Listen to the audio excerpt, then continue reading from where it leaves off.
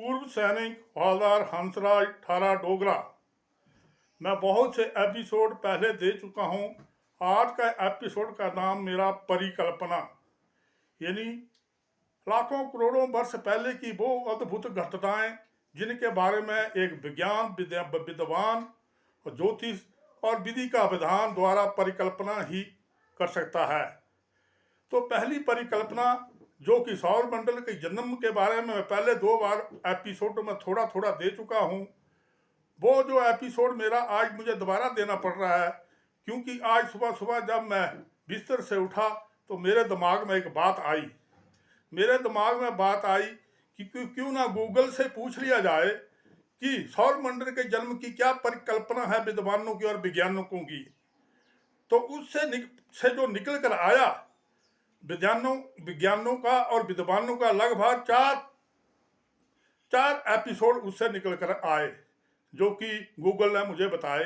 पहले तो मुझे गूगल चलाने नहीं आता था। मेरी छोटी पोतरी जो 2nd क्लास में पढ़ती थी, वो जो है मोंगली की कहानियां के लिए गूगल को निकालती थी। तो मैंने पहले उसे गूगल निकालना समझा, और गूगल निकालना समझने के बाद मैंने ये सवाल किया कि सौर मंडल की विद्वानों और वैज्ञानिकों की क्या परिकल्पना है कि किस प्रकार से इसका जन्म हुआ।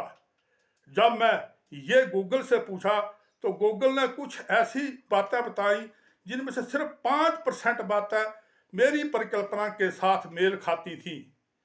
पहली परिकल्पना जो एक विद्वान ने दी, वैज्ञानिक ने दी, उसने कहा कि सूर्य पहले से ही मौजूद था। हमारे सौर मंडल में सूर्य पहले से ही मौजूद था। एक बहुत बड़ा तारा सूर्य के नजदीक आया और जिसका गुरुत्वाकर्षण सूर्य से बहुत ज्यादा था, और उसने सूर्य से कुछ पिंड अलग कर दिए अपने गुरुत्वाकर्षण की शक्ति से, जो कि हमें सौर मंडल के 9 ग्रहों के रूप में मिले। तो उससे सवाल किया गया कि उसके बाद वो सूर्य कहाँ गया, तारा कहाँ गया जो कि सूर्य से बहुत बड़ा था। तो उसने जवाब दिया कि वो तारा फिर लुप्त हो गया, गुम हो गया, गायब हो गया, पता नहीं कहाँ गया। तो इस पर सभी वैज्ञानिकों ने अपना मत जाहिर नहीं किया, उसकी तरफ उसकी बात नहीं मानी। और इसी प्रकार दूसरे वैज्ञानिक ने भी इसी बात को दोहराया। और जब तीसरा या चौथा वैज्ञानिक आया तो उसने बोला कि उसने भी यही बात बोली कि सूर्य पहले से ही मौजूद था। हमारे सौर मंडल के इलाके में ये कोई ब्लैक होल नहीं था। इसका मतलब, मेरे विचारों के मतलब, ब्लैक होल में ही सौर मंडल का जन्म होता है, जो मेरे विचार हैं। लेकिन उन्होंने बोला कि हमारे सौर मंडल के इलाके में पहले ही सूर्य मौजूद था। और सबसे लास्ट वाले विद्वान और विज्ञान ने भी यही बात बताई कि तारा तो आया, जो कि बहुत बड़ा तारा था, और उसका गुरुत्वाकर्षण सूर्य से कई गुना ज्यादा था। तो वो आया और उसकी आयु पूरी हो गई। उसने बोला कि वो बूढ़ा हो गया तारा, और बूढ़ा होने के कारण उसमें विस्फोट हो गया, जो कि 5% मेरी बातों से मेल खाता है। और उसके बाद 9 ग्रहों का जन्म हुआ, सूर्य उसी प्रकार से मौजूद रहा। यह बात जो है मेरे परिकल्पना से उसकी परिकल्पना सिर्फ 5% मेल खाती है। मेरी परिकल्पना 100% में सच्ची मानता हूं। देखिए, यह सौर मंडल, इस ब्रह्मांड के बीच, इस विधि के विधान के पास एक सौर मंडल नहीं है, बहुत ज्यादा सौर मंडल है। जब किसी भी सौर मंडल की आयु पूरी हो जाती है, तो आयु पूरी होने पर जो विधि के विधान में लिखी हुई है, उसकी आयु पूरी हो जाने पर उसका गुरुत्वाकर्षण जरूरी है कि सूर्य के केंद्र में चला जाता है। और सूर्य के केंद्र में जब चला जाता है तो सभी ग्रहों को भी सूर्य के ऊपर ही आना पड़ता है, यानी सूर्य उन्हें अपनी तरफ खींच लेता है। क्योंकि सूर्य के पास गुरुत्वाकर्षण की जो है ताकत बहुत ज्यादा बढ़ जाती है, और वो नॉर्मल स्पीड से, वो 80,000 किलोमीटर की स्पीड से अपने पास नहीं बुलाता है ग्रहों को, वो नॉर्मल स्पीड से अपने पास बुलाता है, और अपने चारों तरफ इर्द गिर्द उसके चिपक जाते हैं सभी सौर मंडल के सभी ग्रह। उसके बाद विधि के विधान के मुताबिक यह कार्रवाई सारी विधि के विधान के मुताबिक होती है। उस टाइम विधि का विधान सूर्य के केंद्र में चला जाता है, और वहां से ये कार्रवाई करता है विधि का विधान।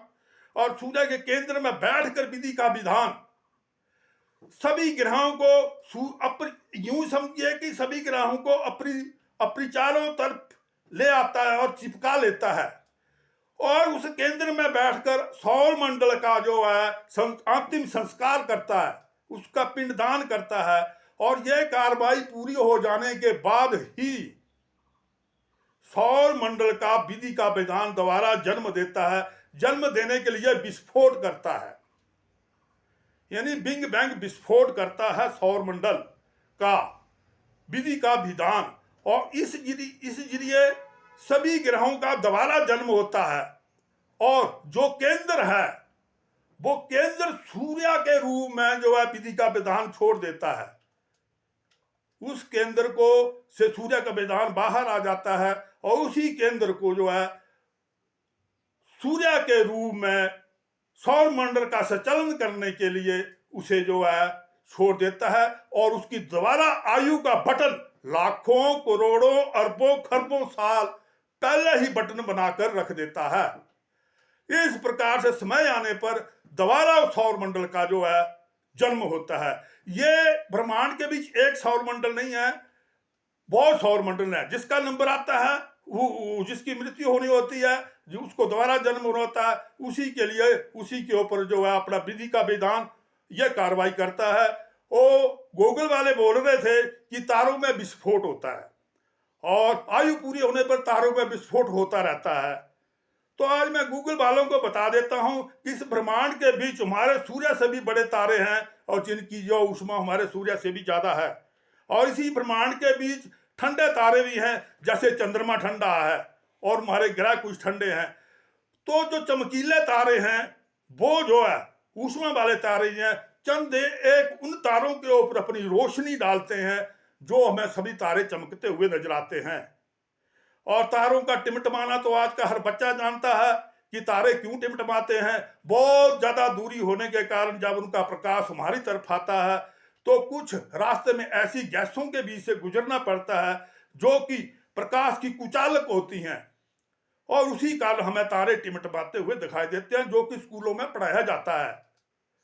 तो ये जो है 100% मेरा जो एपिसोड है, ये जो है सौर मंडल की किसी भी सौर मंडल की आयु पूरी होने पर उसके अंतिम संस्कार करने के लिए विधि को विधान को वहां आना पड़ता है और उसका पूरा जो गुरुत्वाकर्षण सूर्य के केंद्र में लाना पड़ता है। और इस प्रकार से पिंडदान और अंतिम संस्कार पूरी धार्मिक संस्कार कार्रवाइयां करने के बाद जो है विधि का विधान का ये नियम है कि हर वस्तु जो नजर आ रही है वो नाशवान है, उसकी मृत्यु निश्चित है, लेकिन उसका दोबारा जन्म भी निश्चित है। इसलिए उसका दोबारा जन्म देने के लिए विधि का विधान उसको दोबारा जन्म देता है और हमारे सौर मंडल का जन्म उसी बिग बैंग विस्फोट से दोबारा होता है। पहली बार कैसे हुआ? ये पहली बार ही दोबारा विस्फोट है। बोलते हैं ना, पहले अंडा बना या मुर्गी बनी, मुर्गी बनी या अंडा बना। तो इस बात का कोई किसी के पास जवाब नहीं है। इस बात का जवाब कुदरत ही जानती है। अगर यह पता चल जाए पहले मुर्गी बनी या अंडा बना, फिर तो कहानी खत्म होगी कि भगवान को कौन पूछेगा। तो यह विधि के विधान के जन्म का नियम है और ये 100% सही है। इसमें कोई दूसरी राय नहीं छिपी हुई है। वो विज्ञान जो बोलता है कि सूर्य मौजूद था और तारा आया और तारा जो लुप्त हो गया सूर्य से ग्रहों को अलग करके, ये कुछ नहीं है, ऐसा नहीं है। ये ब्लैक होल में तब्दील होता है। सौर मंडल की आयु पूरी होने पर पूरा सौर मंडल का इलाका बकैल ब्लैक होल में तब्दील होता है और हर सौर मंडल का जन्म ब्लैक होल में होता है। अभी सवाल एक वैज्ञानिकों का और मेरे लिए पैदा होता है कि अखबार में पढ़ा है कि वैज्ञानिकों ने एक सौर मंडल को ब्लैक होल को ढूंढ लिया है जहां एक सौर मंडल का जन्म हो सकता है। इसका भी मेरे पास जवाब है कि इस ब्रह्मांड में मौजूदा ब्लैक होल क्यों है और किस लिए हैं और विधि के विधान ने वो क्यों ब्लैक होल बनाए, इस बात का भी मेरे पास जवाब है। लेकिन ये बात लंबी चली जाती है। मैं हो सका तो अगर आगे वाले एपिसोडों में इस बात को समझाऊंगा। लेकिन आज सुबह सुबह जब मैं अपनी पोतरी से वो फोन पूछा कि गूगल से कैसे मोंगली की कहानी पूछते हैं, तो उसने मुझे पहले बटन बताए, यूट्यूब दबाओ, इस छोटे से बटन को दबाओ, इसको दबाओ, उसके पास बाद में एक चित्र आ जाता है बीच में एक मुंह का रेखाओं द्वारा, तो उससे पूछ लो जो आपको पूछना है। तो सबसे पहले मैं ये परिकल्पना पूछी, तो ये इसी परिकल्पना का जवाब था। इस प्रकार से मैं 3 परिकल्पनाएं पूछ चुका हूं। दूसरी परिकल्पना है भारत का नाम हिंदुस्तान कब और कैसे पड़ा। भारत का नाम हिंदुस्तान कब और कैसे पड़ा, तो यह परिकल्पना मैं इसलिए पूछी कि पाकिस्तान का नाम तो पाकिस्तान रख दिया गया, क्योंकि यहाँ हिंदू धर्म की लड़ाई चल रही है। हमारे हिंदू विद्वान बोल रहे हैं कि हिंदू राष्ट्र बनाना है, हिंदू राष्ट्र घोषित करना है। तो जिन्ना को तो वो बहुत अच्छा मौका था अपना मुस्लिम राष्ट्र घोषित करने का, उस टाइम जब हिंदुस्तान का जो है जिन्ना ने पाकिस्तान का जन्म किया, हिंदुस्तान का बंटवारा हुआ। तो इसके लिए, इस बंटवारे को मैं समझने के लिए गूगल को पूछ लिया कि मुझे जो चाहिए कि हिंदुस्तान का नाम भारत का नाम हिंदुस्तान कब पड़ा और क्यों पड़ा। तो बहुत अच्छा जवाब दिया मेरे को गूगल ने, और वो गूगल का जवाब जो सराहनीय था, जो गूगल, जिस आदमी ने गूगल से ये सवाल नहीं किया है तो आज वो मेरे से समझ ले और गूगल से भी पूछ ले। तो गूगल ने जो मेरे को बताया वो मैं आपको बता रहा हूं। तो सुनिए, गूगल ने बताया कि बहुत जमाने पहले जब दास प्रथा हुआ करती थी, जब तो बाहर के बड़े बड़े लुटेरे घोड़ों के ऊपर हिंदुस्तान में जब आया करते थे तो उनको हिंदू कुश की पहाड़ियों के बीच से गुजरना पड़ता था। ये कुछ पहाड़ियां हैं हमारी जिनका नाम हिंदू कुश पड़ा हुआ है। बहुत सदियां पहले से उन पहाड़ियों का नाम हिंदू कुश पड़ा हुआ है। तो उन पहाड़ियों के बीच से वो लुटेरे यहाँ आते थे और यहाँ से बहुत ज्यादा जनता को दास बनाकर ले जाते थे, और जोर जबरदस्ती भूखे प्यासे लोगों को जब ले जाते थे तो बहुत सी दुनिया जो हिंदू कुश की पहाड़ियों के बीच भूखी प्यासी ही मर जाती थी। चंद ही लोग जिंदे उन पहाड़ियों को क्रॉस कर पाते थे। जो जिंदे बच जाते उनको वह दासों के रूप में जो है इस्तेमाल करते थे। तो जब आते थे बाहर से वो लुटेरे तो इधर आकर बोलते थे ये हिंदू हिंदू चलो चलो हिंदू। ओ इसी प्रकार से इसका जो है बोला धर्म से कोई लेना देना का संबंध नहीं है, यह सिर्फ हिंदू कुश की पहाड़ियों की वजह से ही हमारे पृथ्वी के इस इलाके का नाम हिंदुस्तान पड़ गया। ये पृथ्वी की जो हमारा ग्रह है, जो कि सौर मंडल विधि के विधान ने जन्म दिया है, और इस पृथ्वी को जो है रेखाओं द्वारा इंसानों ने बांट लिया है, तो इस इलाके का जो है इस प्रकार से जो है हिंदुस्तान नाम पड़ा। यह गूगल की रिपोर्ट है। तो मेरे को गूगल की रिपोर्ट बहुत अच्छी लगी कि यह धर्म से संबंधित नहीं है हिंदुस्तान का नाम हिंदू, ये तो कुछ बारी लुटेरों द्वारा जो है इस प्रकार से हिंदू कुश की पहाड़ियों की वजह से हिंदुस्तान नाम पड़ा।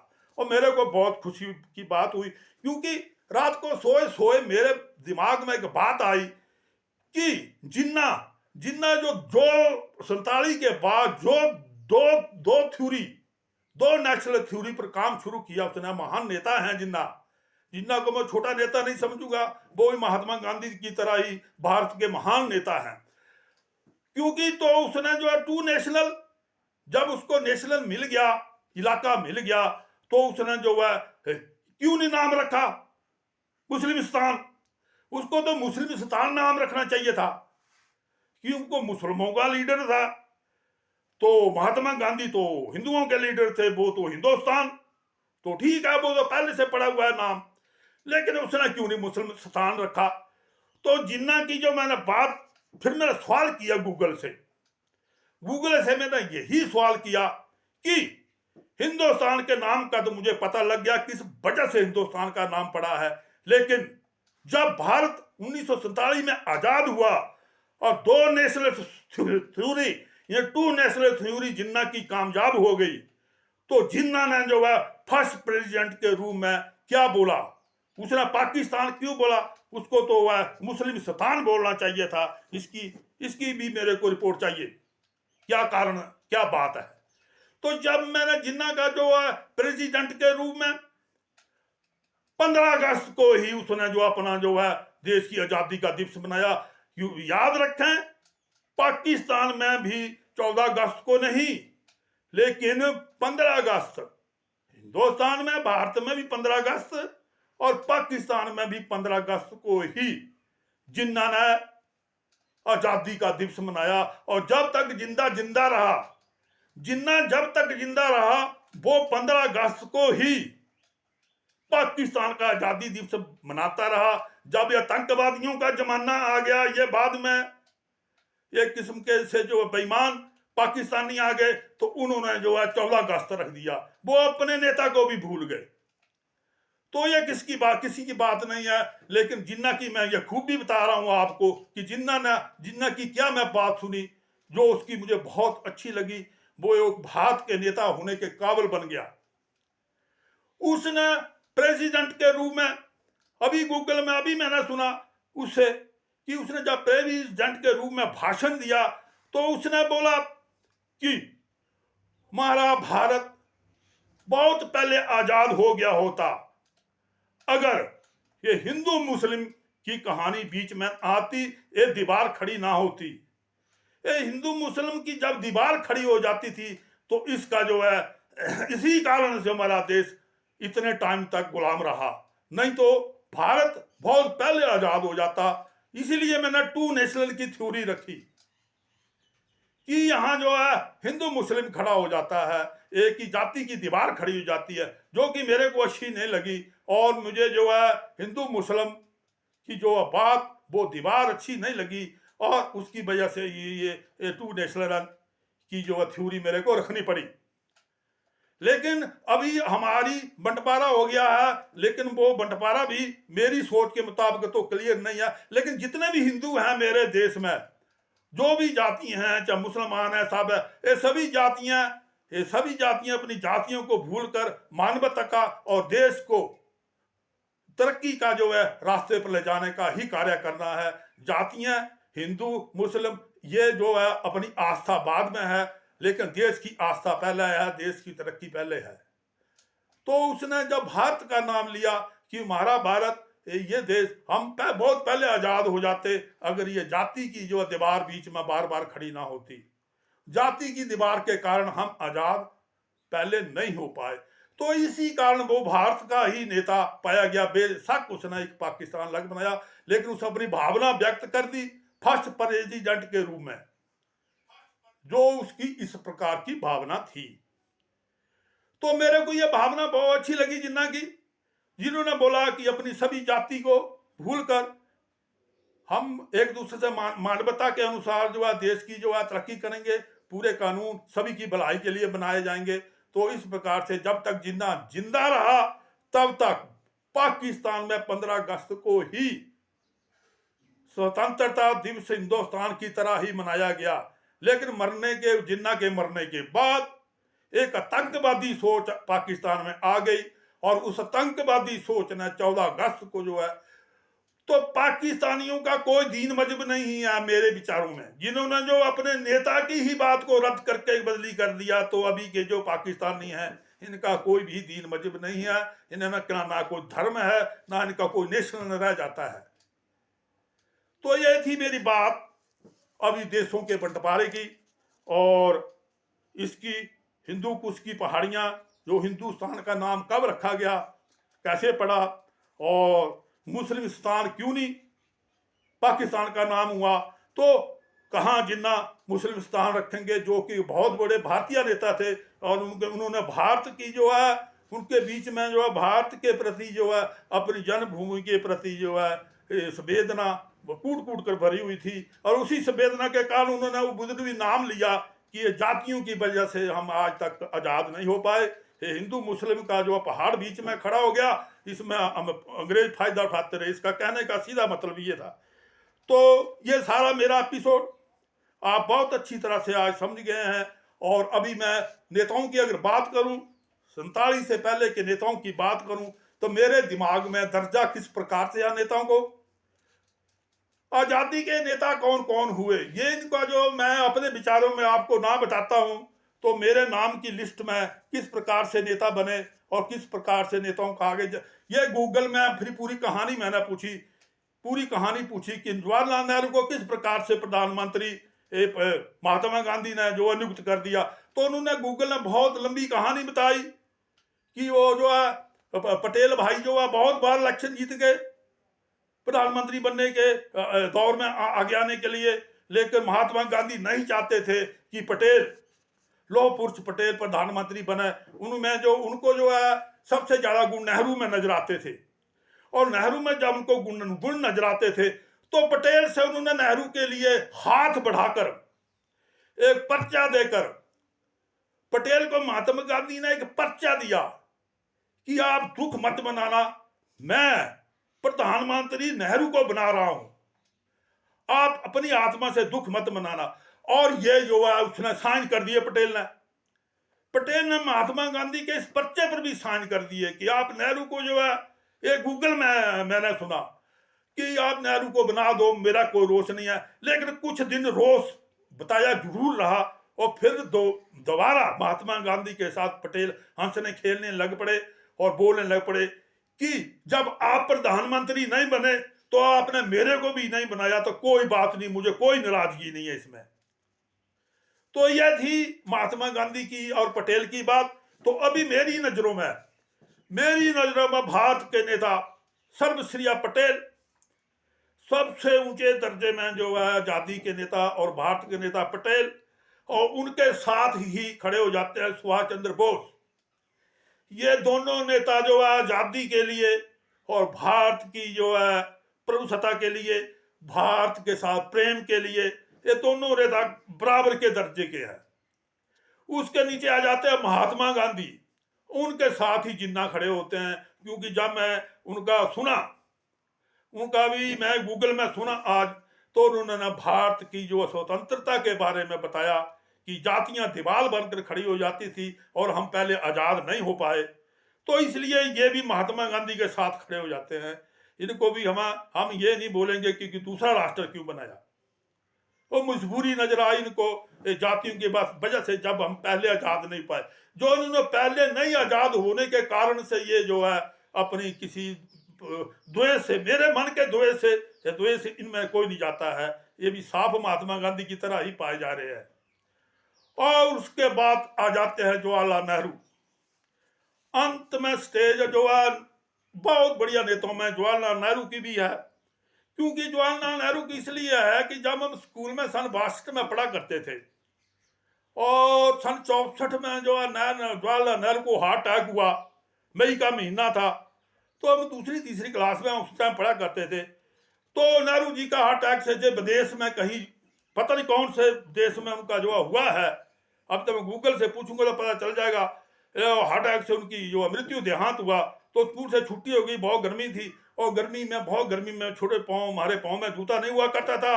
उस टाइम जो इतनी गरीबी थी कि बिना जूते से स्कूल जाया करते थे, और कच्छा ही पहनकर, कभी कभी बनैन, और एक कपड़े नहीं हुआ करते थे, ना पजामा ना ये जो है कमीज, बनैन पहनकर और कच्छा पहनकर स्कूल में पढ़ा करते थे सन 62-63 में। तो इस प्रकार से 64 में जो है नेहरू का जो है देहांत हुआ हार्ट अटैक से। तो मेरे को आज भी याद नहीं भूलती है कि उनकी जो छुट्टी जल्दी हो गई 12 बजे 1 बजे के बीच में, वो तो उस टाइम तो भयंकर धूप थी, ऐसे 4-5 बजे छुट्टी होती तो धूप की असर थोड़ा कम हो जाता था, तो पाँव में बहुत गर्मी लग रही थी क्योंकि नंगे पाँव स्कूल गए थे। तो वो कभी वो घटना या भूलने वाली नहीं थी। लेकिन नेहरू जी का जो चिल्ड्रन डे बनाते हैं, जो उसने बच्चों को प्यार दिया है, उसका जो बच्चों के प्रति जो है एक प्रेम का जो हम कहानियां सुनते थे, उन कहानियों की वजह से जो है नेहरू भी हिंदुस्तान के अच्छे नेताओं में जो है शुमार हो गए। मेरे विचार में दुनिया जो माने, ये आज के नेता जो माने पार्टीबाजी की वजह से, लेकिन अच्छे नेताओं में नेहरू भी, जो उन्होंने बच्चों को प्यार दिया। हमें चिल्ड्रन डे की छुट्टी मिला करती थी, 14 नवंबर को स्कूल में चिल्ड्रन डे मनाया जाता था। आज तो वो उस चिल्ड्रन डे का नाम ही नहीं है, पार्टियों की वजह से कोई नाम नहीं है। लेकिन बच्चों के प्रेम की जो कहानियां उन्होंने बताई थी, जिनके कारण कांग्रेस मानो चाहे जनता पार्टी मानो, कुछ भी मानो, लेकिन बच्चों के साथ बहुत बड़ी प्रेम की उनकी कहानियां चली।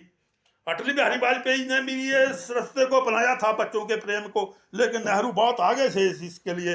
अटल बिहारी वाजपेयी भी बच्चों से बहुत प्यार किया करते थे और बच्चों को बहुत प्रेम दिया करते थे। ये सबसे आगे तो नेहरू ही नजर आते हैं मेरे को। छोटे बच्चों से। तो ये मेरे सोच में ये नेता है ऊंचे दर्जे के। अभी आज मैं आपको एक अपना होम एड्रेस के तौर पर 2 बार अपना होम एड्रेस बोलूंगा। जिसको मेरा एपिसोड अच्छा लगे वो ऐसे नहीं मेरे को पत्र व्यवहार द्वारा मेरे को अपने विचार भेज सकता है, तो मेरे को अच्छा लगेगा कि सुनने वाले, कोई सुनने वाले, आपका खर्चा आ जाएगा 5-7 रुपये टिकट का, लेकिन कोई सुनने वाले मेरे को ये विचार दे रहे हैं कि आपने जो आज एपिसोड दिया है ये हमें अच्छा लगा, ये परिकल्पना आपकी 100% सही है। ये हिंदू कुछ हिंदुस्तान का नाम हिंदुस्तान कैसे पड़ा ये भी सही है, ये भी बहुत अच्छा है। हमने गूगल में पढ़ा या नहीं पढ़ा, गूगल वाले ने जब मैंने ये जानकारी पढ़ी हिंदू कुस्तान का नाम कब और कैसे हिंदुस्तान पड़ा, तो गूगल ने बोला कि ये बात पूरी जन जन में पूछे, हमारे से आज तक का सवाल किसी ने नहीं पूछा, गूगल बोल रहा। और मेरे को गूगल खोलने नहीं आता था। मैंने तो अपनी पोतरी से जो 2nd क्लास में पढ़ती है मोंगली की कहानियां पूछती थी, तो उसकी वजह से मैंने आज गूगल खोलने सीखा। यह हकीकत है, मेरे पास कोई नॉलेज नहीं था इस परिकल्पना देने का, सौर मंडल का या हिंदू कुश की पहाड़ियों का। कभी स्कूल में सुनी थी लेकिन मैंने दोबारा सुनी इस वजह से। और ये जिन्ना जिन्ना को गालियां निकालते हैं हिंदुस्तानी, तो ये भी मेरे को जब वो पाकिस्तान में फर्स्ट प्रेसिडेंट के रूप में उन्होंने भाषण दिया तो उनकी भी ये मैंने जो सारी सुनी। तो ये सारी बात जिसको मेरी अच्छी लगी है, अगर मेरा वो अभिवादन तो मैं नहीं बोलूंगा, लेकिन अभिवादन नहीं मेरा कुछ नहीं है, लेकिन हाँ आपका हमें सुनने के लिए अच्छा लगा, हम खुश हैं आपकी छोटी सी कहानी से, तो वो मेरे को जो पत्र व्यवहार करके दे सकते हैं। तो पहले तो मैं अपना होम एड्रेस बोलता हूँ, और होम एड्रेस आप सुन लीजिए, मैं 2 बार बोलूँगा होम एड्रेस ताकि आप भूल ना पाए और सुन लें, लिख लें। तो मेरा नाम हवालदार हंसराज, ठारा डोगरा, गांव चलली, पोस्ट ऑफिस बडेड़ा, डिस्ट्रिक्ट हमीरपुर, तहसील नदौन, 177040, जिला हमीरपुर, हिमाचल प्रदेश। एक बार फिर सुना, पूर्व सैनिक हवलदार Hansraj, Thara Dogra, village Chalali, post office Badera, तहसील नदौन, जिला हमीरपुर, हिमाचल प्रदेश, 177040। तीसरी बार फिर सुना, हवलदार Hansraj, Thara Dogra, village Chalali, post office Badera, जिला हमीरपुर, तहसील नदौन, हिमाचल प्रदेश, 177040। धन्यवाद। जय महादेव, जय महादेव, जय महादेव। कर दे बंद।